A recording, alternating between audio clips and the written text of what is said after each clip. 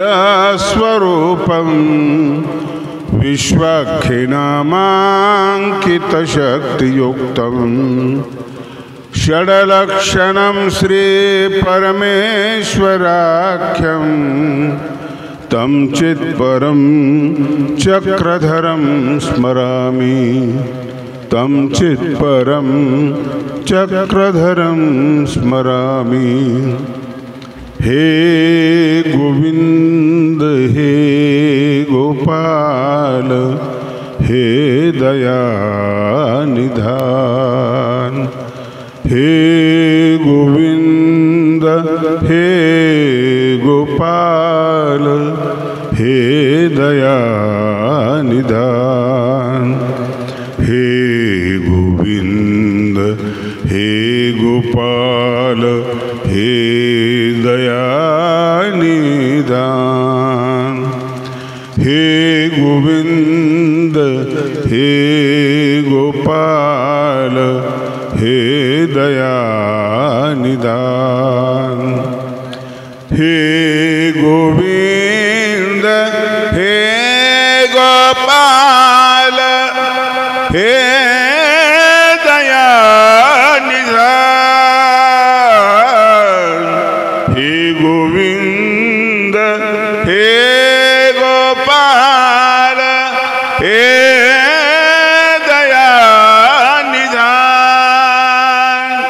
हे दयानिधान। हे गोविंद हे गोपाल हे दयानिधान। हे गोविंद हे गोपाल हे दयानिधान। हे दयानिधान।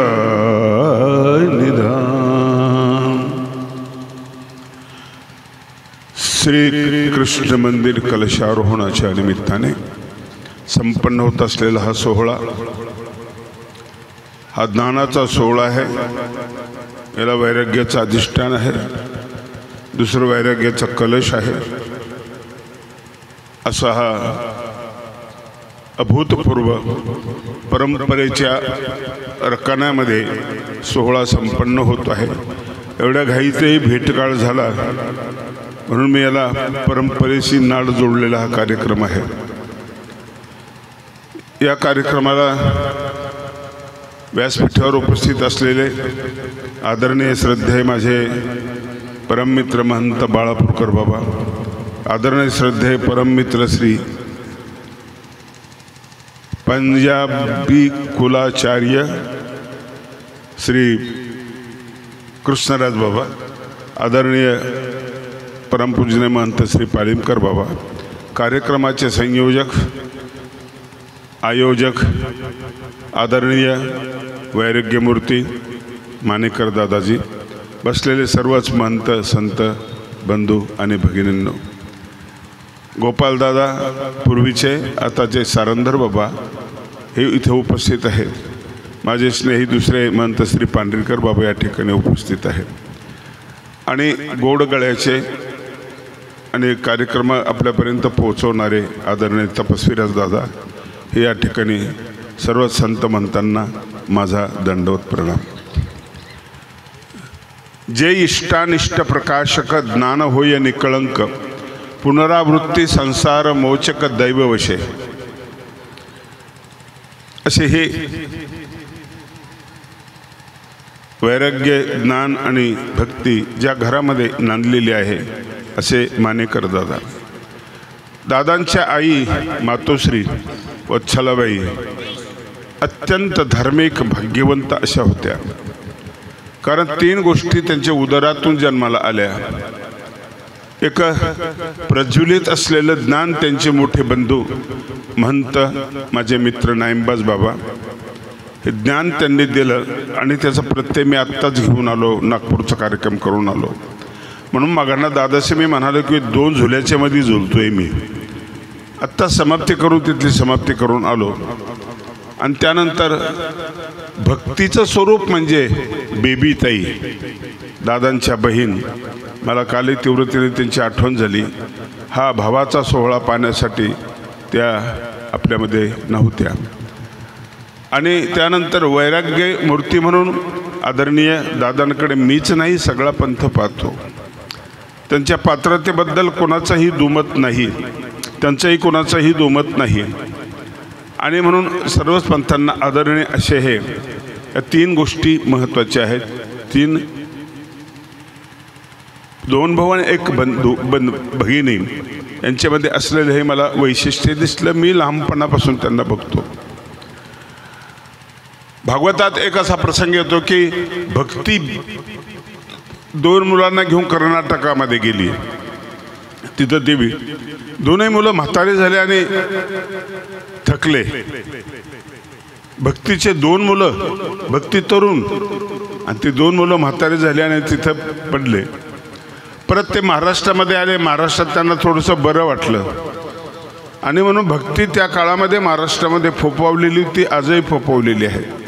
वेगवेगळ्या संप्रदायामध्ये भक्ती आजही जिवंत असल्याचं आपल्या लक्षात येतं. पण ती थकली होती खूप. गुजरातमध्ये गेली ह्या 2 मुलांना घेऊन. तिथं तर ती बिमार, म्हणजे ते मुलं बिमारच पडले, बेशुद्ध पडले, डोळे उघडून बघत नव्हते, बोलत नव्हते, काही नव्हते. हे रूपक आहे कथेचं. ज्ञान भक्ती वैराग्य समजावून सांगण्यासाठी हे रूपक तयार केलेलं आहे.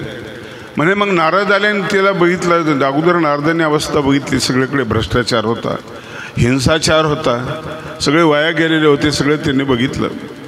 आणि मग इकडं आले आणि हिला विचारलं भक्तीला की ताई तू काय करतेस, हे कोण आहेत तुझे? म्हणजे माझे 2 मुलं आहेत, एक आहे वैराग्य आणि दुसरं आहे ज्ञान. आणि मग यांना काय झालं? तुझे मुलं आणि म्हातारे म्हणजे थकले, खूप थकलेत, ते थकलेत. आता काही होत नाही, मी काय करू, मी चिंतेमध्ये पडलेले आहे. मग ते श्रीकृष्णाचं नाम सांगतात. पुढे जो बदल होतो तोपर्यंतचा मथितार्थ असा की ज्ञान आणि वैराग्य ज्यावेळेस थकत असताना त्यावेळेस भक्ती थकलेली नसते, ती अथक असते. आणि म्हणून बेबीताईच्या रूपाने ह्या तिघांमधला जो एक दुवा होता ना, दुवा महत्त्वाचा होता. अत्यंत पवित्र अशा प्रकारे माझ्या मित्राच्या बहीण होत्या त्या, त्यामुळे मी बोलत नाही आहे. परंतु असं वाटायचं की म्हातारपणे यांच्याकडे पण प्रायश्चित करावं अशी ही शक्ती होती.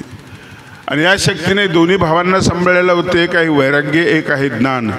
2 भावांना सांभाळून घेतलेलं होतं. पहा, यांच्या दृष्टिकोनातून, अभ्यासाच्या दृष्टीकोनातून काही फरक असेल, पण एक आचरणाच्या दृष्टिकोनातून या दोघांचंही फार महत्त्वाचं स्थान होतं. तिघांचंही महत्त्वाचं स्थान आहे. ज्ञानाचा प्रकाश तिथून निर्माण झाला, जे इष्टानिष्ट प्रकाशक. ज्ञान कसं आहे की इष्ट आणि अनिष्टावर प्रकाश टाकणार आहे, तो मला समजावून सांगणार आहे. भक्ती कशी आहे? नामप्रबोधकार म्हणतात, तरी भक्ती ऐशी सावेव ते त्रिविधा भजता नाव मन इंद्रिय देह स्वभाव नियमे अर्पिजती. जे सातत्य आहे ना, त्याच्या समर्पणामध्ये फार मोठं सातत्य आहे. म्हणून तिला परमप्रेम रूपात संस्कृतात म्हटलेलं आहे. हा परम शब्द ज्या ठिकाणी लागतो की हे विशेषण इतकं महत्त्वाचं की जिथं लागतो ना त्याची उंची वाढवतो. प्रेम ही तर उंची आहेच, पण परमप्रेम रूपा भक्ती परमप्रेम रूप आहे. आमचे सर्वज्ञ सूत्रामध्ये परमप्रीती शब्द वापरतात ना, न सुद्धा प्रीती म्हणत नाही. आमचं प्रीतीवर भागतं, पण त्यांचं भागत नाही. ते म्हणतात परमप्रीती. तुम्हा परस्परे परमप्रीती स्वामी परमप्रीती शब्द वापरतात. हा एक विशेषणाचा भाग आहे. त्या 3 गोष्टीमध्ये भक्ती ही मलूल आहे, भक्ती ही निरहंकारी आहे, भक्तीमध्ये समर्पण आहे, वैराग्यामध्ये तेजस्विता आहे, ते सूर्यासारखा प्रकाशित आहे, सर्वसामान्यांना पेलणारं नाही. ज्ञानात थोडासा अहंकार निर्माण होऊ शकतो. ज्ञान स्पर्धा करत असतं, स्पर्धेमध्ये उतरत असतं. भक्तीचं स्वरूप वेगळं होतं. आणि म्हणून काल मला प्रकर्षाने आठवण, मी काल बोललो नाही या विषयावर, पण प्रकर्षानं मला आठवण आली त्या ठिकाणी. आणि म्हणून महानुभाव संप्रदायाला दिलेली एक फार मोठी देणगी होती. तसा भरभक्कम कुठला वारसा नसताना त्यांनी त्यांच्या ज्ञानाचा आरसा निर्माण केला आणि स्वतःचा चेहरा बनवला आणि प्रकाश टाकलेला आहे. आज तरी दादांना कोणाचा आधार आहे असं मानेकर दादांना. भरभक्कम आधार असं काहीच नाही आहे, काहीच नाही आहे. परंतु सर्वसामान्य लोकांचा आधार आहे, भरभक्कम आधार आहे. आणि तो आधार टेकलेला आहे वैराग्याच्या पायाजवळ. वैराग्य थकतं, ध्येय थकतं, ज्ञान थकतं, विश्रांती पाहिजे ज्ञानाला. ज्ञानाला विश्रांती लागते. आणि म्हणून व्यवहारामध्ये आपण ज्यावेळेस बघतो ना, डॉक्टर बाबासाहेब आंबेडकर म्हणजे ज्ञानाचा सूर्य, आभाळातला भारतीय घटनेचे शिल्पकार. पण जेव्हा ते थकायचे ना आणि त्यावेळेस ते गाडगेबाबाकडे यायचे, गाडगेबाबाच्या पायाजवळ बसायचे. ज्यावेळेस ज्ञान थकत असतं ना त्यावेळेस ते वैराग्याच्या पायाजवळ येत असतं. म्हणून आमच्या नाईमबाज बाबांना सुद्धा अशी माघार घ्यावी लागते. आणि कुठेतरी दादाचं नाव काढलं की त्यांची अशी छाती फुकून येते, चेहरा असा प्रफुल्लित होत असतो. ही महत्त्वाची गोष्ट आहे, अत्यंत महत्त्वाची गोष्ट आहे. म्हणून ह्या 3 गोष्टी पंथाने महत्त्वाच्या मानल्या आणि ह्या एक ठिकाणी आलेल्या आहेत. सूत्रही सांगतं एकेकाळी ने होती होती एक ठिकाणी आलेले. एका मातेच्या उदरामध्ये सगळं जन्माला आलेलं आहे, एका मातेच्या उदरामध्ये. अरे आईचा गौरव स्वामींनी केला हो, वेरूळला गौरव केला, आईचा उत्सव केला. तुम्ही करत जा, आईचा उत्सव करत जा, कशी असेल ती पण उत्सव करत जा. बाई तुम्ही माये की, माईचा ठाईने येतं सकाळी सामाय की. अरे मरायला चाललीस तू, मुलींना घेऊन चालली आणि पाठीला पोटाला बांधायचं, उडी मारायची. म्हणजे कुणाकडे जायचं? कृष्णाकडे जायचंय. मला त्याला विचारायचं, अरे माझी परेशानी कशी आहे? एकीला काऊर येते आणि एकीला सोडून दिलेलं आहे. चालले आजच्या दिवस थांबली. सकाळी स्वामींनी विचारलं काऊर आलं? म्हणे नाही, झोप लागली तुला येईल. तो आता ज्यानं सोडले ना, ज्याने सोडले तो आता न्यायला येणार आहे, तो भेटणार आहे. आणि तिला चांगलं वाटलं, खूप चांगलं. स्वामी म्हणाले मग जायचं तर निघा ना तुम्हाला द्वारकेला. आत्ता कशाला द्वारकेला जायचं? माझा काना इथंच भेटलंय मला. ही आईची महती सर्वज्ञ नाकारू शकले नाही. मालूबाईची आण त्यांच्या डोक्यातून आण कसं नाही गेली? मालूबाईची कशी नाही गेली? गोपाळ ज्ञान कशी नाही गेली? आणि म्हणून मातेचा ठाई, स्नेहाचा ठाई उचितच पुरे. हे जे आहे ना आईचा महोत्सव, मी तुम्हाला आवर्जून सांगतो, तुमचे वाढदिवस करत बसा, पण तुमची म्हातारी आहे, आई आहे, थकलेली आहे, तिला एक वेळेस आनंद द्या ना. तिला आनंद द्या, तिचा उत्सव करा, जाता जाता तिला प्रसन्न करण्याचा प्रयत्न करा. आणि म्हणून वत्सलाबाईचं जीवन अत्यंत चांगलं जीवन होतं. उतार वयामध्ये सुद्धा त्यांनी सगळा अभ्यास केलेला होता. अशा पवित्र भूमीमध्ये निर्माण झालेले हे बीज आहे. आणि म्हणून हा त्रिवेणी संगम जो आहे तो अत्यंत महत्त्वाचा आहे. एकाच ठिकाणी तो गुंफल्या गेलेला आहे, एकाच ठिकाणी. आणि म्हणून दादांबद्दल मला नेहमी आदर वाटतो. ते माझ्यापेक्षा लहान आहेत, बरेच लहान आहेत. लहानपणी गमती वगैरे करायचो, पण आता ते खूप मोठे झालेले आहेत. जिथं उंची वाढते ना, दिव्यता असते ना, त्या ठिकाणी नमस्कार करायला पाहिजे. सगळं विसरायला पाहिजे आपण, त्या ठिकाणी नमस्कार करायला पाहिजे. जे इष्टानिष्ट प्रकाशक ज्ञान होय निष्कळंक. अजिबात त्याच्यामध्ये अशुद्धता नको, अन्यथा ज्ञान नको, काहीच नको, असं हे ज्ञान. पुनरावृत्ती संसार मोचक हे लक्षण आहे ज्ञानाचं. प्रत्येक गोष्टीचं लक्षणाचं, गाईचं सगळ्याचं लक्षण असतं. लक्षण शब्दाचा अर्थ आहे जे लक्षाचं लक्षण करतं त्याला लक्षण असं म्हणतात. लक्षणस्थळाला लक्षण काय म्हणतात? लक्ष काय त्यांचं? जीवदेवता प्रपंच परमेश्वर त्याचं लक्षण करतं, त्याला लक्षण असं म्हणतात. आणि हे लक्षण तुमच्या कृतीतून व्यक्त झालेलं असतं. बोलण्यातून ज्ञान प्रकट होतं आणि लक्षण हे कृतीतून व्यक्त झालेलं असतं.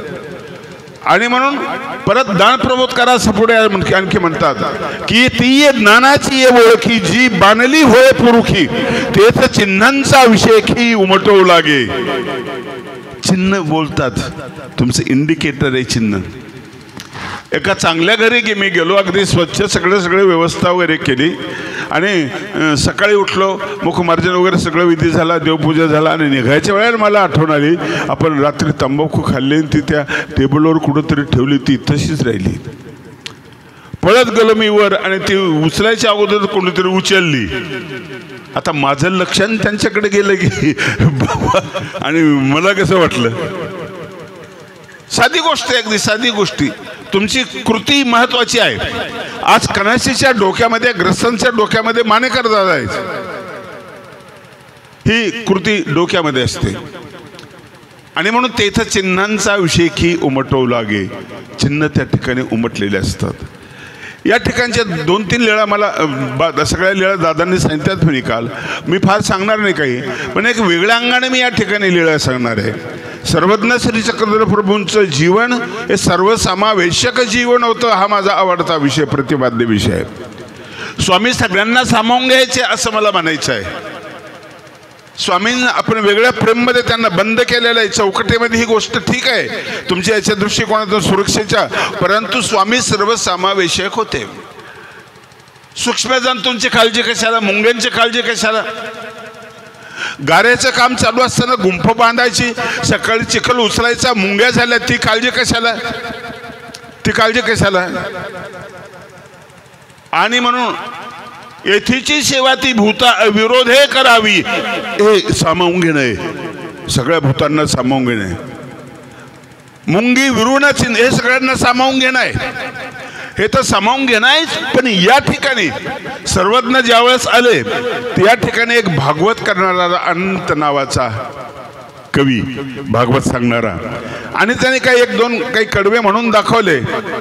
स्वामींना भागवत नसतं आवडलं ना, तर स्वामींनी तेच म्हटलं असतं, रवळो कुमाराला म्हटलं तेच म्हटलं असतं, तुझा निर्वंश होय ऐसे झाले. इथं तसं म्हटलेलं नाही आहे. स्वामींनी सामावून घेतलेलं आहे. कधीतरी ते भागवतामध्ये आहेत, ते श्रीकृष्ण जगलेले आहेत, मेखरला श्रीकृष्ण झालेले आहेत, आणि म्हणून त्याचं प्रतिबिंब नदीमध्ये श्रीकृष्णाच्या मासोळ्यांना दिसलेलं आहे, असे ते जगलेले आहेत. म्हणून त्यांनी 2 दाम दिले त्याला, 2 दाम भागवत करणाऱ्या माणसाला. मला हे सुचायचं याच्यामध्ये की पुन्हा ते सुरू जर होत असेल, तुमच्या चौकटीत होत असेल, तर ते भागवताला फार गरजेची गोष्ट आहे. कीर्तन प्रवचनाला फार गरजेची गोष्ट आहे, खूप महत्त्वाची गोष्ट आहे. या गोष्टी आपण टाळू शकत नाही. कीर्तनाचा उल्लेख स्वामींनी केला. देव तो अंतर्गाम में, जो कीर्तन आहे तो आठवणे, मनने, चिंतने, कीर्तने, भज्य पूज्य, हा धागा आहे. वारकरी संप्रदायाच्या अगोदर कीर्तनाची परंपरा महानुभावांची होती. तो धागा आहे. सगळ्यांना सामावून घेणारे माझे देव, सगळ्यांना सामावून घेणारे. अनंत नावाचा कवी कोणताही मला माहिती नाही आहे, पण मी जे स्तोत्र म्हणत असतो ना त्याच्यामध्ये अनंत कवी आहे, पण तो मराठी आहे, तो नसावा. हा कोण आहे मला माहिती नाही आहे, परंतु इतकं सुंदर स्तोत्र केलेलं आहे त्याने. त्यातले 2च कडवे आपण म्हणतो, बाकीचे आपण सोडून देतो, बाकी आपलं जोडलेले आहेत 2च कडवे. प्रभात काळी जननी यशोदा उठी म्हणे सत्वर बा मुकुंदा, गोपाळ येते तुझला बहाते, गोविंद दामोदर माधवेते. एवढंच आपण म्हणतो. पुढं आपले जोडलेले असतात. त्याचं पूर्ण कसं आहे पाहतो मला मी सांगतो. प्रकाश केला गगनी रवीने, यशोदा उठवताना बहाणे सांगते ती. प्रकाश केला गगनी रवीने, गोपी दही त्या घुसळी रवीने. कवीचा चमत्कार असतो हा. रवी शब्द 2 ठिकाणी आला, श्लेष आहे त्याच्यामध्ये. तो रवी, हा रवी. गोपी दही त्या घुसळी रवीने, त्या कंकणाचे मधुनाद येते. काय नाद येतात शंका घ्या. गोविंद दामोदर माधवेती. गोदोधना बैसती गोपदारा, गाईचं दूध काढण्यासाठी गोपिका बसलेल्या आहेत. पात्रांतरी वाजती क्षीरधारा, आणि त्या दुधाच्या धारेचा आवाज पात्रामध्ये येतो. तेरे स्वरे मंजुळ गीत गाती. काय गातात?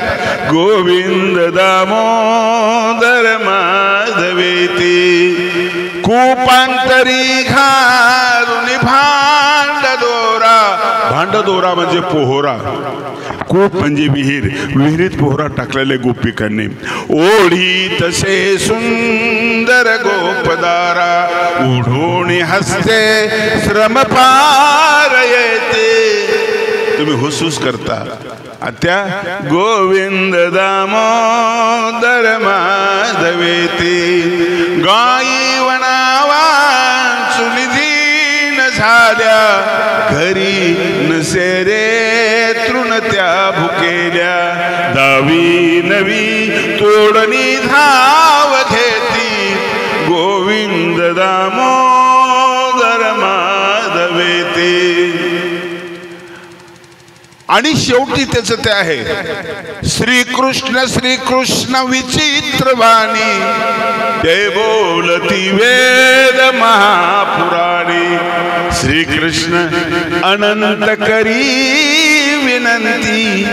अनंत कवी आहे गोविंद दामोदर माधवेती. बरं वाटलं तुम्हाला ऐकताना? 92 दररोज म्हणत जा, पाठ करून घ्या, दररोज म्हणत जा. याच्यात वाईट काहीच नाही, आपल्या दृष्टीनं कुठं वाईटच नाही, याच्यात विकल्प नाही, काही नाही, काही नाही. असंच जर ते 2 कडवे म्हटले असतील त्या अनंताने, इतकेच गोड आणि मधाळ आणि एवढी प्रतिभा असलेले कडवे म्हटले असतील तर त्याला 2 दाम दिले, ही गोष्ट साधी नाही ना. याचा अर्थ स्वामी संगीत प्रिय होते. देमाईचा गाते स्वामींना आवडत नाही, स्वामी चिडले आणि निघून जा म्हटले. निघताना ती गुणगुणली, त्या गुणगुणण्यामध्ये स्वामी गुंतले आणि तिला म्हणायला लावलं. तिला बी स्वामींना धानासरी रागातलं गीत म्हणायला लावलं. हे सगळे आवडणाऱ्या गोष्टी होते. धानासरी राग गायचं काय कारण आहे स्वामींना? राग राग असला पाहिजे, चाल तशी असली पाहिजे, तशी मोहरणारी चाल असली पाहिजे. स्वामींनी तर सगळ्यांना सामावून घेतलेलं कीर्तनाला, प्रवचनाला, सगळ्यांना. कीर्तन आणि प्रवचन हे याचं मूल्य कमी नाही आहे. याचं मूल्य मी 3-3 तास कीर्तन करायचो, तयारी करायचो. 8-8, 10-10 दिवस लागायचे एका कीर्तनाला तयार करण्यासाठी. डोक्यात असावं लागतं काव्य, पाठ असावं लागतं, कथापाठ असावे लागतात, श्लोक पाठ असावे लागतात, सूत्रपाठ असावे लागतात, बाकीचे अन्य ग्रंथ काही पाठ असावे लागतात. इतकी सोपी गोष्ट नाही आहे ती, सोपी गोष्ट नाही. आणि प्रबोधन तिच्यातून मोठं प्रबोधन होत असतं. ठीक आहे, विरक्त प्रधान असलेल्या आमच्या पूर्वजांना ही गोष्ट, त्यांच्या उद्धाराची गोष्ट महत्त्वाची होती, त्यामुळं याला गौण स्थान मिळालं, त्यांचा काही दोष नाही आहे. उद्धाराची गोष्ट कमी, म्हणजे उद्धाराची जास्त गोष्ट होती, उद्धाराची गोष्ट जास्त महत्वाची होती. किती गोड लीळा आहे, छोटी आहे पण मला खूप आवडली. तिच्यामध्ये भागवत आलेलं आहे. शब्दांमध्ये बदल होत असतो. जसं मगाशी कृष्णराजबाबा म्हणाले की शिवालय आहे इथल्या मंदिराचं नाव. इथं काय दिलेलं आहे आपण नाव? होतो बदल, थोडा अक्षरामध्ये बदल होतो. बरोबर आहे दादा? मुळामध्ये नाव शिवालय, आपण दिलेलं वेगळं, मुळामध्ये वेगळं आहे. हा थोडासा बदल होऊ शकतो. आणि ही कल्पना लीळा चरित्राचे चांगले अभ्यासक असलेल्या दादांना आहे. त्यातले बारकावे माहिती आहे, त्यातले निर्णय माहिती आहे. कैवल्यवासी आदरणीय भोजने बाबांचे ते शेवटचे शिष्य आहेत. भास्कर दादाचे यांचे गुरु, भोजने बाबांचे गुरु बंधू आहेत ते. आणि म्हणून स्वामी सर्वसमावेशक होते. दुसरी एक गोष्ट की हा भडगावने एक गोष्ट चांगली केली. चित्रकारांचे फुलं आम्ही बघितले, सगळं आम्ही बघितलं. आम्ही मोगऱ्याचे फुलं पाहिले, आम्ही गुलाबाचे फुलं पाहिले, ब्रह्म कमल आम्ही बघितलं, सगळं आम्ही बघितलं. पण इथलं फुल इतक्या किमतीचं, रिंगणीचं फुल, साधा नदीवर जाते, येता येता त्या रिंगणीची ती वेल भेटते आणि तिच्याशी संवाद करते. ती लीळा चरित्रात नाही, पण माझी कल्पना इतकी चुकीची होणार नाही, असण्याची शक्यता आहे, तुम्हाला नाकारता येणार नाही. त्या रिंगणीकडे बघत असेल, म्हणत असेल सखे चाललीस देवाच्या भेटीला जायचं ना, तुला पाय नाही, तुला चालता येत नाही, रांगत रांगत चाललीस तू, नाही का? पण सखे काळजी करू नको, मी नेते देवाकडे तुला, असं होण्याची शक्यता आहे. आणि साधी आहे, साधी माणसं इतकी चांगली असतात ना, इतके कुठलाच नसतात, ते कोणाशीही बोलतात. आपल्याला ज्ञानी पाहिजे, हुशार पाहिजे, समविचारी पाहिजे, टॅलेंट पाहिजे, यात काही नाही आहे.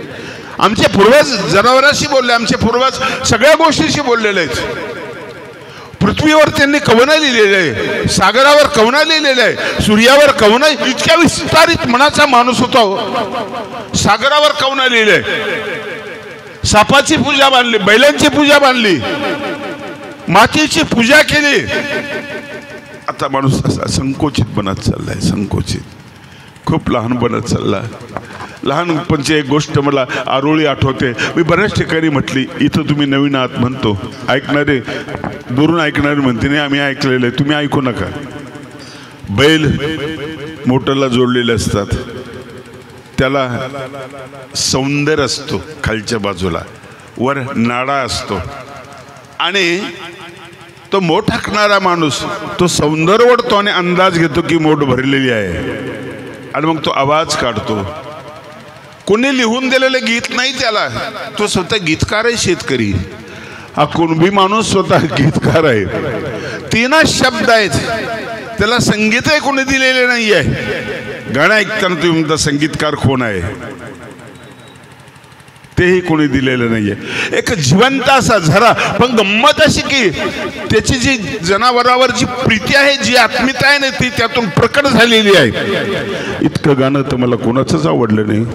आवडले काही गाणे पण काही दिवस आवडले, नंतर नाही. पण हे शिळत झालेलं नाहीये. कसं आहे ते गाणं? भरली बाळा रे, कोणाला म्हणतो हा शेतकरी? बैलाला. काय म्हणतो? बाळा. आम्ही म्हणतो आमचं बुड कुठं दिसलं का? म्हातारी कुठे गेली? भरली बाळा रे, चालू माझ्या राजा. नंतर तो राजा म्हणतो, राजा सर्जा. अरे किती मोठे मंदिर बैलांना, तो त्याचा आहे, तो जीवला काय तो. आणि शेवट आहे, चालू माझ्या देवा रे. हे विद्यापीठातल्या माणसाला म्हणता येणार नाही, त्याचा बैलाचा काही संबंधच येणार नाही, प्राध्यापकाचा संबंध येणार नाही.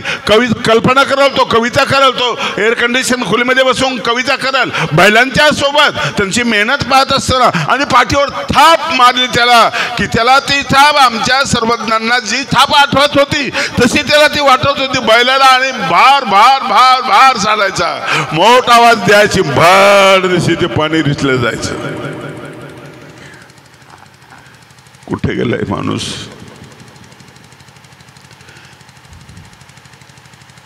यंत्राच्या ताब्यात गेला माणूस. कधी कधी माणसाचा प्रेम निसर्गावर होतो. काळ बदलला, माणसाचं प्रेम माणसावर आलं, खूप चांगलं झालं. काळ बदलला, माणसाचं प्रेम यंत्रावर आलं. आज माणसाचं माणसावर प्रेमच नाही आहे. म्हणून तर वृद्धाश्रमाची संख्या वाढत चालली. माझ्या स्वामींनी ही सगळी म्हातारी माणसं त्या काळामध्ये सांभाळली हो. ती संख्या वाढत चालली. 40 लाखाची गाडी एका माणसाने आणली घरासमोर. काय सुरुवातीला ताल, ए बाजूला रे, ए तिकडा, हात लावू नको, लांबून पहा, लांबून पहा रे. तेवढ्यात त्याचा मुलगा चिखल खेळत होता, हात भरलेले होता, पळत आला आणि गाडीला हात मारले. असे हात चिडलेलाच होता. यांनी काठी घेतली, त्याच्या हातावर मोडली, हात मोडला, फ्रॅक्चर झाला. दवाखान्यात नेला, डॉक्टरने त्याला बँडेज वगैरे केलं. उठला तरी फोन आला, निघाला हा माणूस, त्याचा बाप. पिंटू येतो बेटा, बाय बाय करण्यासाठी त्यांनी हात वर केला, काढला. तो माणसाच्या डोक्यात आलं की माझी गाडीने असं करू शकणार. यंत्राच्या अधीन झालो, लेकरांना मारलं मी. यंत्र बिनाकले हो, त्याला काय अक्कल आहे? कुठली अक्कल आहे त्याला? साध्या छोट्याशा मोबाईलनी मुलं बिघडायला लागली. तुम्ही त्या मुलांचे लाड असे पुरवतो. दुधारी शस्त्र आहे ते. खूप चांगलं आहे, खूप वाईट आहे. मी मोबाईल वापरतो, पण मी लिखाणासाठी संदर्भ घेतो नेटवरून. अरे आमचं भागलं ना त्या काळामध्ये, अंगठा चोखायचो आम्ही. आमचा अंगठा असायचा. तुम्ही अंगठे, जुने लोक जे आहेत अंगठे तुम्ही चोखले की नाही? काय होतं त्याच्यामध्ये? काहीच नव्हतं. आईचं प्रेम होतं त्याच्यामध्ये, काहीच नव्हतं. अंगठे चोखले ना. नंतर चोखण्या तयार केल्या लाकडाच्या, त्या आम्ही चोखायला लागलो. आता मुलगा रडायला लागला की लगेच मोबाईल त्याच्या हातात. किती किती मोठं विष देता तुम्ही त्याच्या हातामध्ये. फार मोठं विष आहे ते नग्न दृश्य, या सगळ्या कथा फार मोठं विष आहे. यंत्राच्या अधीन होत चाललो आम्ही. यंत्राच्या कधी निसर्गाच्या होतो, कधी माणसाच्या होतो, आता यंत्राच्या अधीन होत चाललो. परत आम्हाला मंत्राकडे यावं लागणार आहे, परत नामस्मरणाकडे आम्हाला यावं लागणार आहे परत. आणि म्हणून हा विस्तारित हृदयाचा माणूस संकोचित होत गेला. पहिले घर लहान होते, माणसं खूप होते, त्याच्यामध्ये 60-70 लोकांचे कुटुंब बघितले. आता घर मोठं आहे, माणसंच जवळ नाहीत.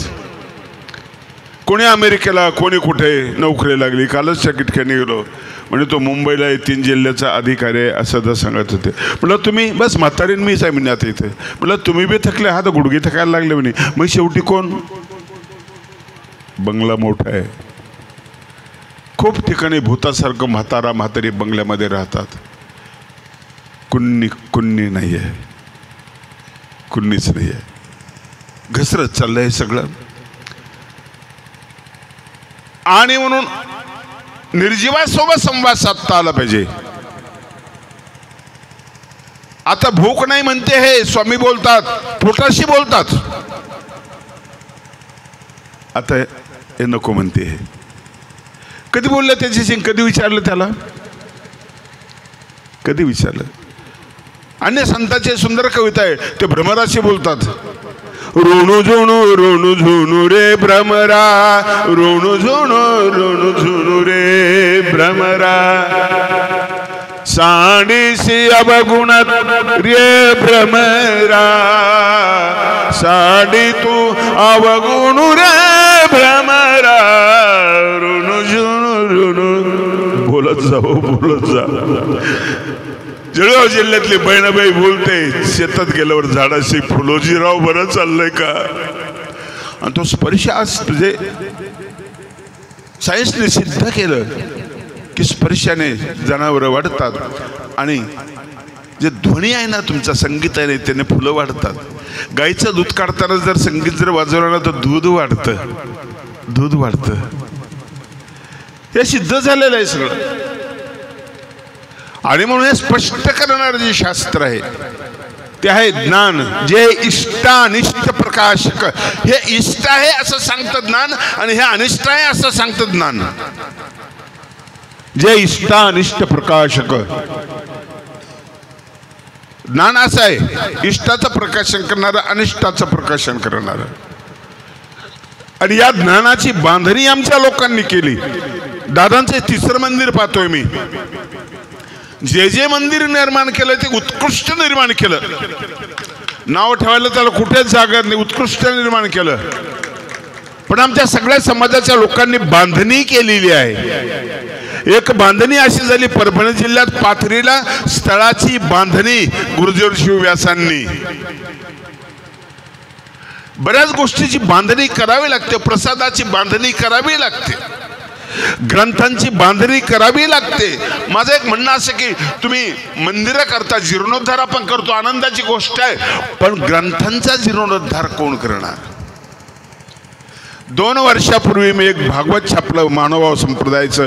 स्वामींचं जे लीळाचरित्रात आलेलं श्रीकृष्ण चरित्र आहे ते त्यांनी त्यात इतकं सुंदर भागवत आहे. 39 अध्यायाचं भागवत आहे. किती वर्षापासून पडलेलं होतं ते मी आता प्रकाशित केलं. आणि आमचे कडूभाऊ काळे यांनी ते प्रकाशित केलं, खर्च केला. खूप ग्रंथ पडले, 7,500 म्हणतो. आम्हाला क्रमाने 25 सुद्धा सांगता येणार नाही. तो ज्ञानाचा आधार आहे, इष्ट अनिष्ट सांगणारा आधार आहे.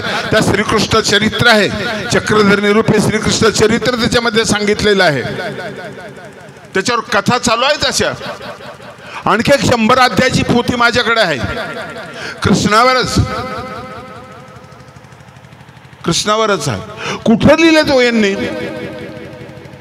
उन्हातानामध्ये झाडाखाली बसून पोथ्या लिहिल्या त्यांनी. 100 अध्यायाच्या आम्ही वाचू शकत नाही एवढ्या पोथ्या त्यांनी लिहिल्या.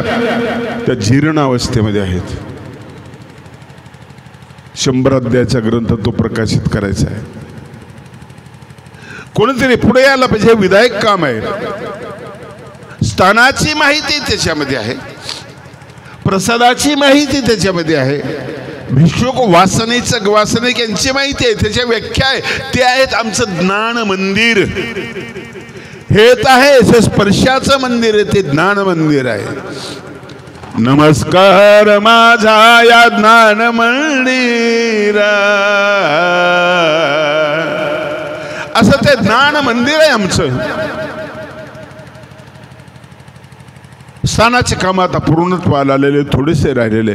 यानंतर काय करायचं असं ज्याला वाटतं त्या उदार लोकांनी अशा संतमंतांच्या विचाराने असे अनुपलब्ध असलेले ग्रंथ प्रकाशित करावे, ज्यांच्यामुळे आमची किंमत आहे महानुभाव संप्रदायाची.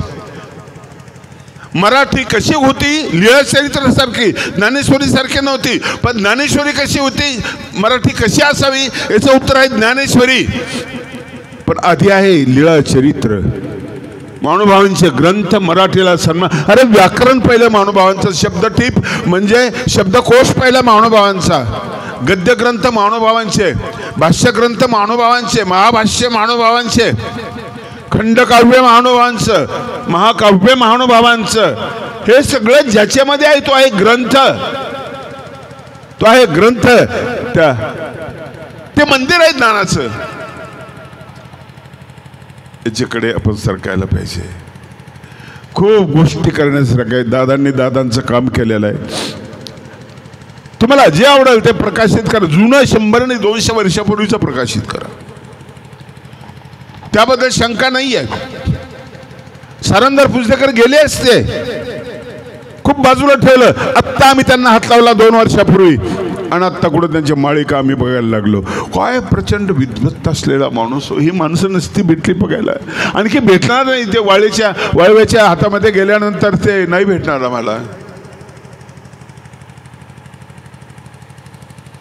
प्रसादाचा जीर्णोद्धार, मंदिराचा जीर्णोद्धार, सगळ्या गोष्टी महत्वाच्या आहे.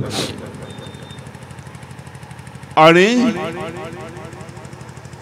पाथरीला जे काही संघटने केलं, जी बांधणी केली, ती बांधणी महानुभावांचा आधार आहे.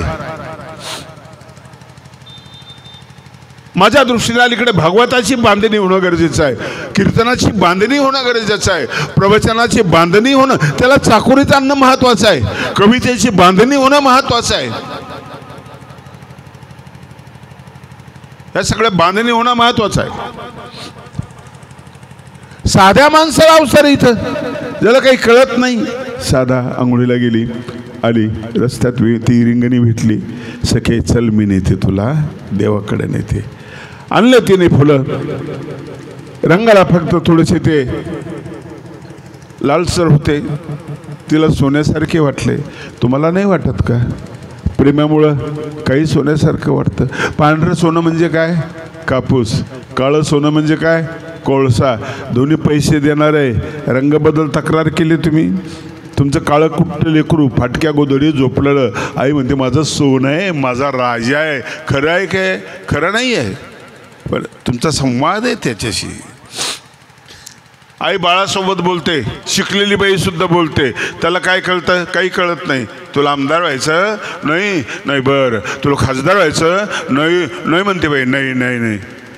त्याला सजवते, खूप चांगलं सजवते, आंघोळ घालते, रेबीन वगैरे ते टिपका लावते, काळा टिपका. त्या लेकराला काय माहिती कुठल्या कंपनीचं काजळ आहे, कुठून आणलेलं रेबीन, त्याचे भाव काय माहिती का त्याला, पावडरचा भाव काय, त्याला काहीच माहिती. पण हीच बोलत असते, हीच आरसा तयार करते, त्याच्याकडे पाहत असते आणि छान झालं म्हणते, किती छान दिसतं म्हणते. पिंके पिंके इकडे बरं, इकडे बरं, बघ बघ बघ कसं दिसतंय, कसं दिसतंय, कसं दिसतंय. संवाद साधण्याची इच्छा असते, अतृप्त असते ती तोपर्यंत.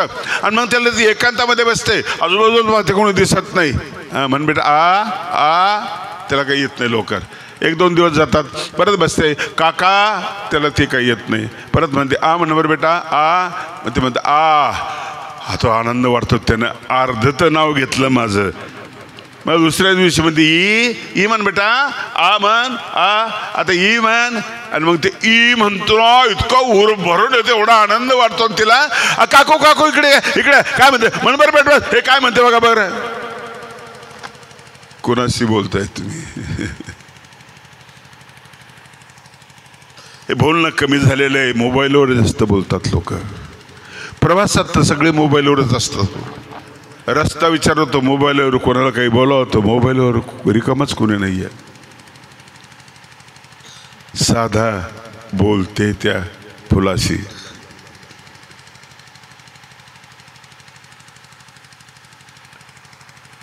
रांगत रांगत फूल रांगले तुझिया चरणासी. रांगत रांगत रांगत आलेलं आहे. देवाच्या पायावर वाहते. देव झोपलेले निद्रा असते. स्वामी त्या ठिकाणी हे करत असतात, पहुडलेले असतात. आणि मग तिथं ती फुल पायावर ठेवते, गुडघ्यावर ठेवते, पोटावर ठेवते, डोक्यावर ठेवते. प्रेमाला कळत नाही हो फार काही. प्रेमाकडे गणित नसतं, गणित नसतं प्रेमाकडे. बाईस आहे त्या बाईसाठी अक्कल आहे की तुला कुठली? स्वामी उठतात. रांगत रांगत फुल रांगले तुझ्या चरणाशी, तुझे पाऊले मथुरा झाली वृंदावन काशी. दयाळा वृंदावन काशी. कोणत्या गावाचं फुल आहे ते? भडगावचं. ही वेडीबाई इकडची नाही आहे, पण ती भडगाव मध्ये आली आणि भक्तीने वेडी झाली. ती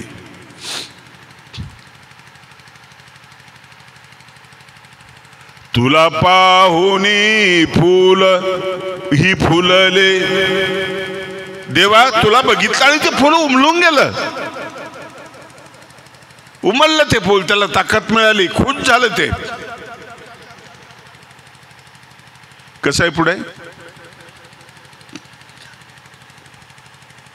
येत नाही तुम्हाला?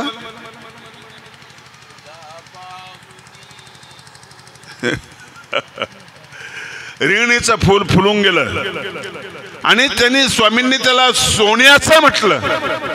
सोन्याचे झाले दयाळा, सोन्याचे झाले.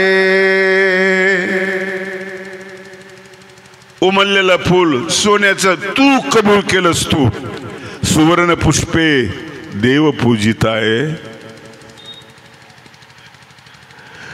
अचलपूरचं रत्न वेगळं आहे, हे वेगळं आहे, पण हे गरीब माणसासाठी गरजेचं आहे, बिमार माणसासाठी गरजेचं आहे. फूल वजनदार नाही. पत्रम पुष्पम फलम तोयम, ही त्याची किंमत आहे. गीतेने मागणी मागताना आम्हाला सांगितलं पत्रम पत्र दे. कसं देऊ?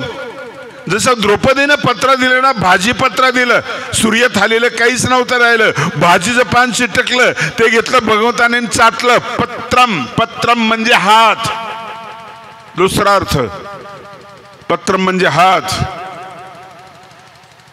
हाताने समर्पण, हाताने सेवा. पुष्पम म्हणजे हृदय. तोय म्हणजे जीवन, संस्कृत शब्द आहे. तोय म्हणजे जीवन. गंमत आहे की देव, देव किती स्वस्त आहे आणि देव कसा सांभाळून घेतो सगळ्यांना.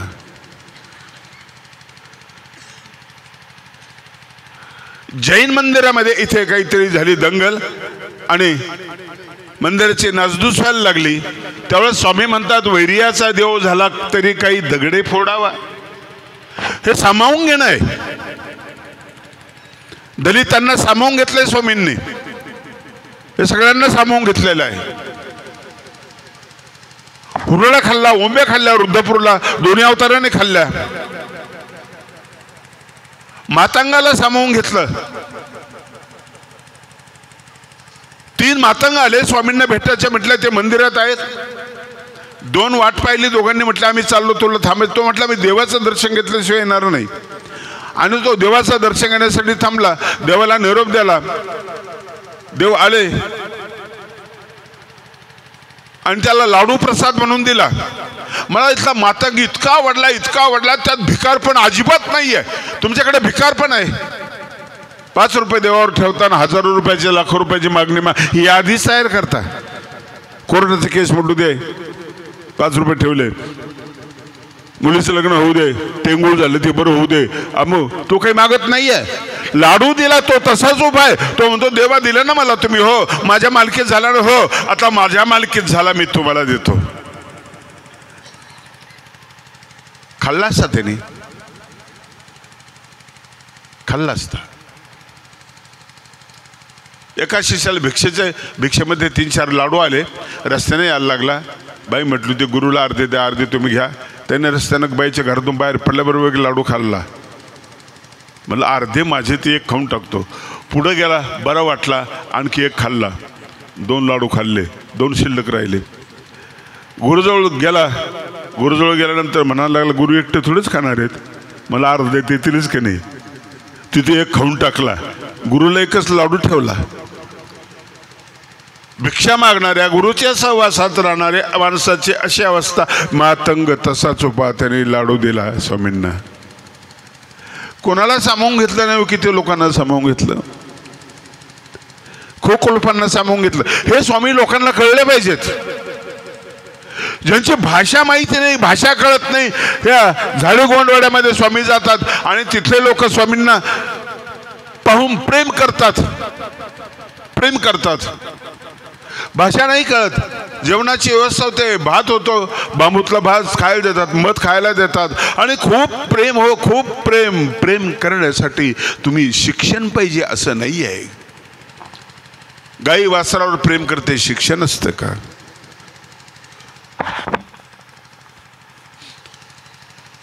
एक दिवशी स्वामी कोणतरी आडोश्याला जातात, बाजूला दिसत नाही स्वामी, तर बावळे होतात, ते काही कळत नाही त्यांना. किलो किलो देवन्य, किलो किलो देवन्य असं ते म्हणतात. ही त्यांची भाषा आहे. किलो म्हणजे कुठे आहेस देवा तू, कुठे आहेस देवा तू, कुठे आहेस. ती संस्कृत नाही ना, कोणती मराठी कोणतीच भाषा नाही आहे. भाषा ऐकल्यानंतर अंतर्यामी असलेले प्रभू ते झाडाझुडपातून बाहेर येतात आणि मग ते त्यांना भेटतात, बिलगतात. हो काय भेट, तुमच्या भेटीत देव भेटे, अनेक पाडाचे गोमटे, नवनीत लाभे अवचटे परशास्त्राचे. तिथं नारळ नाही, सुपारी नाही, काही नाही, कपडे नाही, काही नाही, काही नाही. काय ते भेट हो, काय तो स्पर्श स्वामींचा त्यांना झालेला, त्यांना सामावून घेतलं. अन्य आपण म्हणतो व्यवहाराच्या दृष्टीने त्यांनाही सामावून घेतलेलं आहे. इतके सुंदर प्रसंग आहे. आणि स्वामींनी एक अभयाची जागा निर्माण केली. वेळ कमी आहे मी सांगतो. आपण सगळे घाबरलेले आहोत. किती जागा आहे घाबरायच्या? भोगे रोग भयम क्षय भयम सुखे क्षय भयम, भोगे रोग भयम सुखे क्षय भयम, ह्या सगळ्या जागा आहे. रूपे भयम औषिता हर्षे शोक भयम रणेरिपु भयम काया कृतंतात भयम इत्ते सर्व निरर्थकम क्षितितलम कृष्णम पदम. ह्या सगळ्या भयाच्या जागा आहे. मंत्री झाला तरी भयाची जागा आहे. तिथं आनंद तर नाही, पण सुख आहे, पण त्या सुखामध्ये एक धास्ती आहे, आनंदामध्ये मस्ती आहे. सगळ्या भयाच्या जागा आहे. आला निवडून आला, आता भीती आहे, मी मंत्री होईल का, आला मंत्री झाला, भीती आहे, कॅबिनेट मंत्री करतील का. तिथं कुठंच सुखाचं जीवन नाही, कुठं सुखाचं जीवन नाही आहे. कारण सगळ्या भयाच्या जागा आहेत. भयाच्या जागेत तुम्ही जेवू शकत नाही, तुम्ही झोपू शकत नाही, तुम्ही काहीच करू शकत नाही. मी एक उदाहरण देत असतो की ज्या वेळेस मी कार्यक्रमाला गेलो, सुंदर खोली आहे, AC वगैरे सगळं आहे, संडास बाथरूम सगळी व्यवस्था आहे, गादी 1-1.5 फूट उंचीची आणि त्यांनी ती गुड नाईट लावलेली आहे, कछवा लावलेली आहे. झोपा बाबा, थकून आले, तुम्ही आराम करा. सकाळी मी येतो, पाणी बिणी ठेवलेलं इथं, आणि मी येतो सकाळी. तो दार असा लावतो, लावताना उघडून परत म्हणतो की आराम करा, मस्तपैकी आराम करा. खोलीमध्ये एक विषारी साप आहे, तो फिरत असतो, काही काळजी करू नका, आणि तुमचे हातपाय जर हल्ले तरच त्रास नाही, काही त्रास नाही. बरं येतो बाबा, दंडवत. लागेल का झोप तुम्हाला? झोप लागणार नाही. जेवण करणाऱ्याला जेवण जाणार नाही. भल्या भल्या माणसाला जर देऊन मारला, आत्ताच मारलं एक जण. त्याला जर कोणी सांगितलं की जेवायला बसलास तू, म्हणजे जेवायला बस. एक पंगत होती, त्या पंक्तीमध्ये भज्या आत्ताच झाले होते, एक घाणा तो वाढला, बाकीचे रिकामेच पडले. एका माणसानं वाटत करे कसं करायचं आता, अर्ध्याला भजे वळायचे ना, अर्ध्याला नाही करायचं, कसं काय करायचं आपण. मग तो म्हणे काही काळजी करू नका. पहिल्या नंबरला जो बसला होता ना, त्याला सांगितले की हे भजे तळत असताना एक उंदीर पडलाय त्याच्यामध्ये. एवढं म्हटलं बाजूला निघून गेलं. त्याने लगेच बाजूला काढले, ठेवून दिले. शेजारचा म्हटलं काय झालं, नाही ते उंदीर पडलं, त्यांनी बाजू सगळं रिकामा करून टाकलं त्याने. भय तुम्हाला भजे खाऊ देत नाही, तुम्हाला जिलेबी खाऊ देत नाही, काही खाऊ देत नाही. सगळीकडे व्यापलेलं आहे, सगळीकडे व्यापलेलं आहे. सर्वज्ञ श्रीचक्र प्रभू एकदा वेरूळला गेले, लेण्यामध्ये थांबले, परिवार सोबत होता. महादेवराजाने ते जंगल राखून ठेवलेलं होतं, गर्द झाडी होती आणि स्वामी सकाळी उठले आणि फिरायला गेले. तुम्ही मुरळी वाकला जाता, स्वामी फिरायला गेले, सोबत परिवार. काय वातावरण छान होते, निसर्गरम्य, झुळझुळ वाहणारा पाण्याचा आवाज येतो, पक्ष्यांचा किलबिलाट येतो, थंड स्पर्श करणारी हवा येते आणि फुलांचा मधुगंध येतो. इतकं सुंदर वातावरण आहे. सगळे बसलेत, उभे राहिलेत, पटांगण होतं, थोडेसे उभे राहिले. ते उड्यामध्ये सगळ्यांना विचलित केलं आणि तिकडून एक जंगलातून काहीतरी झुडपातून पळत आलं, जोरात पळत आलं, वेगात पळत आलं. झाडं हलत होते, झुडपं हलत होते. काय असेल, काय असेल, काय असेल? वाघ असेल का, लांडगा असेल का, हत्ती असेल का, काय असेल? सगळ्यांचे मन भेदरलेले आहे, चेहरे बदललेले आहे, नजर त्यांच्या कावऱ्या बाहेर व्हायला लागलेले आहे. आणि सगळे बघत असताना निघालं बाहेर निघालं. ते डुक्कर होतं, मोठं माजलेलं जंगली डुक्कर होतं. हिरण्यक्षने ज्यावेळेस पृथ्वी नेलीनं सोबत धरून पाण्यामध्ये, त्यावेळेस ती वर आणायचं काम घोड्यानं नाही केलं, सिंहाने नाही केलं, ते डुकरांनी काम केलं. त्याला वराह म्हणतात. हे डुक्कर बघितलं, लांब दात त्याचे असे, त्यांनी झडक जरा मारली नाही तर मांडी चिरते, पोटरी चिरते माणसाची. असं ते सगळे घाबरले, पळाले सगळे, कोणी वड्याला, कोणी झाडावर, कोणी कुठं, कोणी. स्वामी जागीच उभे होते. आताही माणसं तसेच आहे, पुढेही तसेच, मागेही तसेच होते. तुम लढो, पुढं आम्हीच आडवी येतो तुम्हाला. तसेच होते, पळाले सगळे. स्वामी प्रसन्न होते. डुकराने स्वामींकडे बघितलं, डोळे वाचले त्यांनी, चेहरे वाचतात जनावर. स्वामींकडे बघितलं, प्रसन्न झालं, तेही वापस निघून गेलं. असाच विवेकानंदासमोरचा वाघ गेला, बुद्धासमोरचा हत्ती गेला, पिसाळ्याला हत्ती गेला. स्वामी तसेच होते. गेलेले पळत आले. कोणी म्हणे लघुशंकर गेलो, मी घाबरलो थोडाच, पण तुम्हाला सोडून थोडाच जाणार आहे, पण मला अमुक काम नाही गेलं तिकडं. आपण बोललो असतो लबाड कुठले. स्वामी प्रसन्नच होते. विचलित झालं नाही पाहिजे माणूस, विचलित नाही झालं पाहिजे. जो विचलित झाला तो कमजोर आहे. आणि त्याला गोपाल कृष्णाने हिजडा म्हटलेला आहे अर्जुनाला. क्लैब्यमास्मगम पार्थ क्षुद्रम हृदय दौर्बल्यम. क्षुद्र हृदयाच्या माणसा, विचलित होणाऱ्या बावळट माणसा, घाबरणाऱ्या माणसा शिवी दिली. माणूस हृदयाने श्रीमंत असला पाहिजे, हृदयाने मोठा असला पाहिजे, अनेकांना सामावून घेणारा असला पाहिजे. कमजोर हृदयाचा माणूस नाही कामाचा. मी एक गोष्ट सांगत असतो. एका म्हातारीने एका माणसाने तिकीट काढायला लावलं, लॉटरीचं. 1 रुपया दे म्हणे, तिकीट काढतो. काढलं त्यांनी. म्हातारी विसरून नाही गेली. 1 लाखाचं बक्षीस भेटलं. पेपरला नाव आलं. त्यांनी पेपर गावात आणला. म्हातारीला भेटायचं. गावातले लोक बसवले. काका कसं करायचं? देऊन टाका. नाही हो. आप्पा कसं करायचं? म्हातारीला एवढे पैसे, तिला कोणी नाही बी, काय करते, काय करू असतो. इकडंच कसा सांगता म्हातारीला, तिला काय करणार आहे? बघून घेऊ आपण इकडं काय करायचं ते. नाही बरं नाही सांगायचं कोणी म्हातारीला. म्हणजे का बरं? अरे परवा तिला 50 रुपये भेटले रस्त्यावर, बेशुद्ध पडली म्हातारी. आणि 1 लाख मिळाल्यानंतर ती मरून जाईल. नाही, जबाबदारी कोणी घ्यायची? मी नाही जात तिकडे. कारण नसताना एका कोतवालाने ती जबाबदारी घेतली. खोटा आत्मविश्वास बऱ्याच लोकांमध्ये असतो. मी सांगतो द्या तिकीट. ते तिकीट वगैरे दिलं, पेपर दिला, गेला. अंदाज काढला त्याने म्हातारीचा. तब्येत कशी आजी? म्हणजे खूप चांगली तब्येत आहे माझी. आजी तुमच्या गोळ्या वगैरे चालू आहेत का? आजी बात नाही भाऊ, ठणठणीत आहे मी. बरं. काय बीपीच्या गोळ्या वगैरे? काहीच नाही. डायबिटीज नाही रे बाबा, काहीच नाही मला. म्हणला मग काही होत नाही, बरं केलं आता. मग धीरे पण एकदम सांगितली तर मरायची सांगतात. ती 50 रुपयाला बेशुद्ध पडली होती. म्हटलं किती सांगू? गणित करायला लागला. मरल का? आणि कमी करायचा नाही, एवढे देऊ नाही, मरल सांगता येत नाही, आणि कमी करायला लावायचा. तो म्हणे शेवटी आपण 10,000 रुपये सांगू, थोड्या वेळाने परत 10 सांगू, गप्पा टप्पा मारू, थोड्या वेळाने परत 10 सांगू. तिला कळणार सुद्धा नाही, काही मरणार नाही म्हातारी. म्हटलं आजी तुम्हाला बक्षीस मिळालं, तुम्ही तिकीट काढलं होतं ना 1 रुपयाचं. असं? हो. कशाला मिळतं गरीबाला बक्षीस भेटतं रे भाऊ? आपल्याला पैशाकडे पैसा जातो. तसं नाही आजी, खरंच मिळाले. किती मिळाले? 10,000 रुपये. म्हातारी खत हसायला, आजी मरू नको म्हणे, भिकाऱ्याकडे एवढे पैसे असतात. मी मरत नाही, मला आनंद जरूर झाला आणि त्या आनंदाच्या भरामध्ये 5,000 रुपये मी तुला देऊन टाकते म्हणे. कोतवाल जागीच खलास झाला.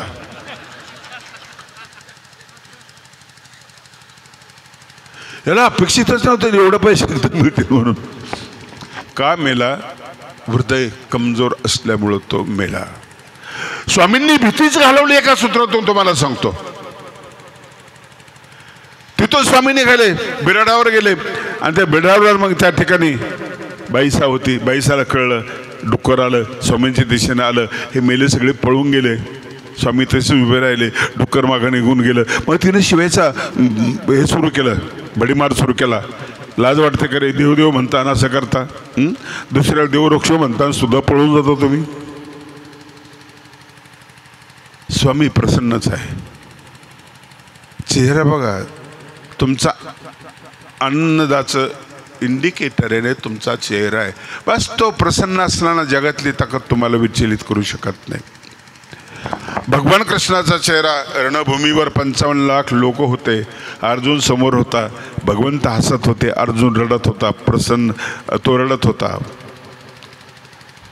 विषाद करत होता. भगवंतावर परिणाम झाला नाही, अर्जुनावर झाला. थरथर कापायला लागला, घशाला कोरड पडली, रोमांच्या अंगावर उभे राहिले. कमजोर होता, क्षुद्रम हृदय दौर्बल्यम. स्वामींनी कशी जागा निर्माण केली अभयाची. तुमच्या व्यवहारामध्ये तुम्ही जागा निर्माण करता, दूध डेअरीची, क्रिकेट खेळण्यासाठी जागा निर्माण करता, बंगला बांधायची जागा, ही बाहेरची जागा आहे, आतली जागा महत्वाची आहे. स्वामींनी ती निर्माण केली. स्वामी बाईसाला म्हणाले, बाई तुम्ही इतक्या रागावल्या, तुम्ही शिव्या देताय, तुम्ही चुकीच्या जागेवर उभे आहात. म्हणजे कुठल्या जागेवर उभे आहे मी? क्रोधाच्या जागेवर उभे आहात तुम्ही.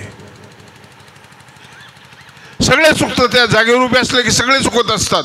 तुम्ही चुकलात बाई. आणि ते भयाच्या जागेवर उभे होते, तुम्ही अभयाच्या जागेवर उभं होतो. अभयम सत्व संशोधीर ज्ञान योग व्यवस्थिती. मी त्या जागेवर उभा होतो. स्वामींनी हे केलेलं आहे सगळं. आणि त्याच्यावर मी एक कडवं लिहिलेलं आहे. तू अभयावरती राहे रे मनवा, पळतो परतोला हे. तू अभयावरती राहे रे मनवा, पळतो परतोला हे. सूत्राला स्वामींच्या याच्यामध्ये तुम्हाला आश्वासित करणारं सूत्र आहे, हिम्मत देणारं सूत्र आहे, जगण्याचं अधिष्ठान निर्माण करून देणारं सूत्र आहे. अर्जुन होता उभा भयावर, देव म्हणाले भ्याडा. अर्जुन होता उभा भयावर, देव म्हणाले भ्याडा.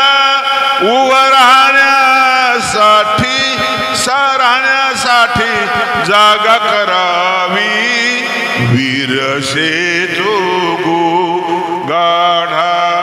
संकट काळी आश्रय धरी, संकट काळी आश्रय धरी रे मनवा, पळतो परतोला हे. तू अभयावरती, तू अभयावरती राहे रे मनवा, पळतो परतोला हे.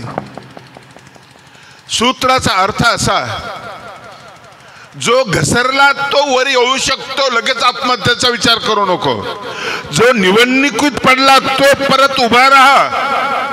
7 वेळेस अब्राहिम लिंकन अमेरिकेचा अध्यक्षपदासाठी लढला, पडला 8व्या वेळेस तो निवडून आला. पळतो परतोला हे. 12वी 10वी पास झालेले खूप लोक आहे, काहींनी आत्महत्या केली. काहींनी नाही केली, फार मोठे साहित्यिक बनले. गांधीजीसारखा माणूस, नापास झालेला माणूस आमचे नरार करून किती वेळेस नापास झाले, पण महाराष्ट्रातल्या नंबर 1चं साहित्यिक आहेत, ते फार मोठे साहित्यिक आहेत. अरे घसरणं, उडी मारण्यासाठी अलीकडे सरकणं मागा, थोडस अलीकडे सरकून पळत जायचं नाही, उडी मारायची.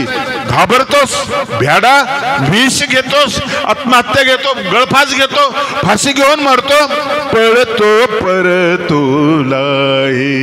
कुणीच घाबरायचं नाही, घाबरायचं नाही कुणीच.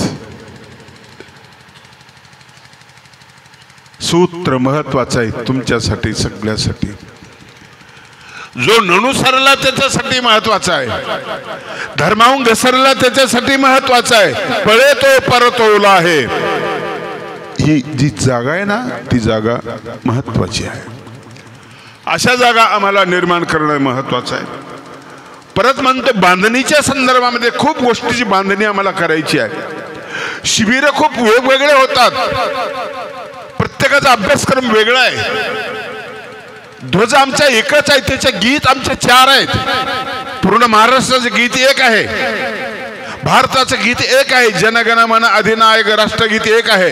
आमच्या छोट्याशा पंथामध्ये 4 का निर्माण झाले? देवपूजेचे मंत्र निर्माण केले, ते वेगवेगळे मंत्र आहेत. सगळ्या देशामध्ये अल्लाहू अकबर एक आहे. तुम्हाला झालंय काय? हे संघटन आहे. आणि आचार्यांनी आम्हाला सूचना केली की धर्मी एकमुखता होवावी.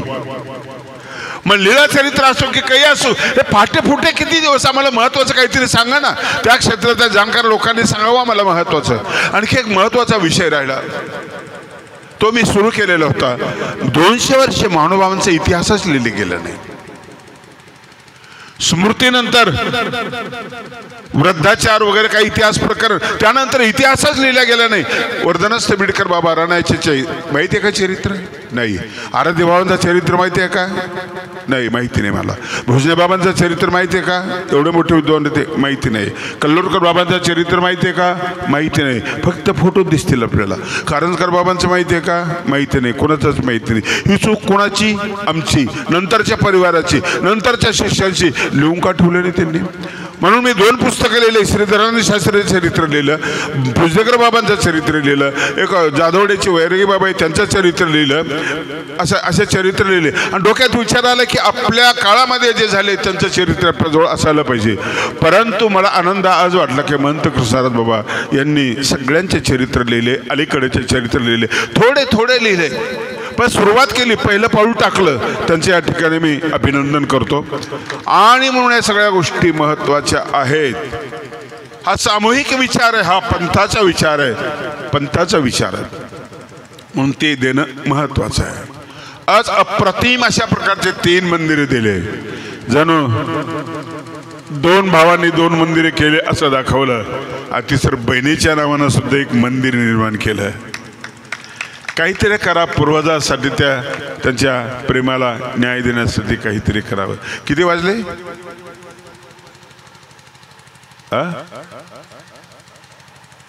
बरंच झालं. मग जास्त बोललो असतो, लवकर सुरू झालं असतं. पता खूप झालं, काय बोलवा जास्त. खूप पंडित लोक, विद्वान लोक या ठिकाणी आलेले आहेत. परत मला मुळावर यावं लागेल. यासाठी काय लागेल आपल्याला? मी जे म्हटलं ते करण्यासाठी काय लागेल? ज्ञान लागेल. ज्ञान निवाडा करतं. अन्य व्यावृत्तीमध्ये ज्ञान येतं. हे नको ते नको, त्याच्यामध्ये ज्ञान येतं. भाजीपाला घेताना ज्ञान येतं. त्यातलं अन्यथा जे आहे ते आपण बाजूला करतो, खराब भाजी आपण बाजूला करतो. ज्ञान महत्त्वाचं आहे. आणि म्हणून ते ज्ञान काय करतं? आतापर्यंत काय केलं? जे इष्टा निष्ठ प्रकाशक ज्ञान होय निकळंक. कुठलाच कलंक नसलेलं ज्ञान, अशा प्रकारचं ज्ञान. अज्ञान फसत राहिलं. माझे मित्र नायंबाज बाबाच्या कार्यक्रमाला गेलो मी. प्रायश्चित चालू होतं सकाळी. आनंद वाटला. आणि मला टेन्शन वेगळंच होतं. तिथं खूप शंका सांगितल्या त्या महावाक्यामध्ये. टोपलभर शंका देत होते ते प्रत्येक पक्षाच्या अगोदर. पण माझी शंका वेगळी होती. माझ्या शंकेचा पर्याय त्यांच्याकडे नव्हता. बेर विचारायला ते जवळ येते, ते स्टेजवर येते, मी त्यांच्या खोलीमध्ये होतो. शंका होती, लघुशंका की कुठं जायचं, पोट भरलेलं आहे, कसं काय करायचं. त्यांचा दरवाजा होता, साधा दरवाजा लावलेला. तिकडे गेलो, खटखटला, कोणीतरी आता असल्याचा आम्हाला अंदाज आला. पण मला जरा एक्सप्रेस होता, मला जरा त्रास झाला. मग बाहेरून मी गाणं म्हटलं, उघडदार देवा आता उघडदार. ते बोलतो इब्लिश, ते आतून म्हणते, जीवनातली घडी अशीच राहू दे. देवाने कोणाचं ऐकायचं. उघडलं दार, गेलं भुसकून निघून, दुसरं आलं ते भुसकून मध्ये घुसलं. किती गोष्ट आहे ही. शंका आहे का कुठल्या पोथीमध्ये? परत पोट फुगवणारी शंका कुठं असते का? अशी कुठे शंका असते का? कोणीतरी मध्ये म्हटलं, मी गप बसलो. मग ते एक मुलगी आली, म्हटली ते कधी ओढतं का नाही? म्हणजे ओढच आहे. म्हणजे उघडं कसं आहे?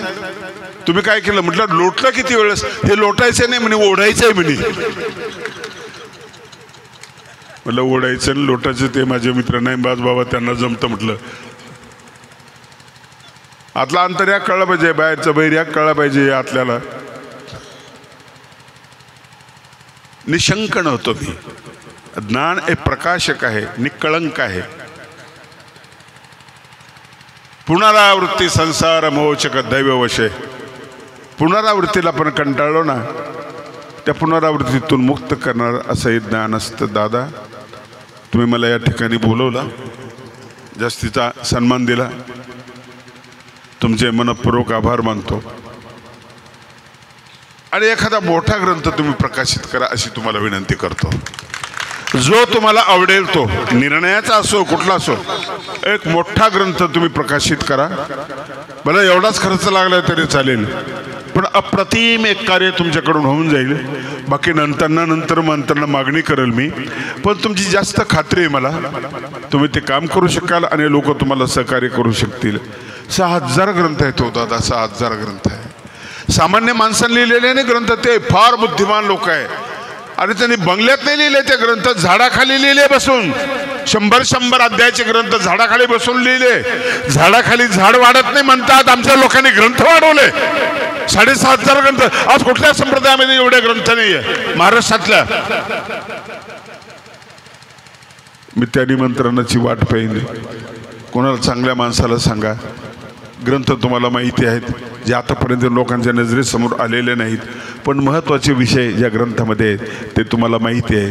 त्यातला एखादा निवडा आणि परत त्या कार्यक्रमासाठी मला तारीख कळली तरी चालेल, मी येऊन बसल, मला त्याची अपेक्षा आहे.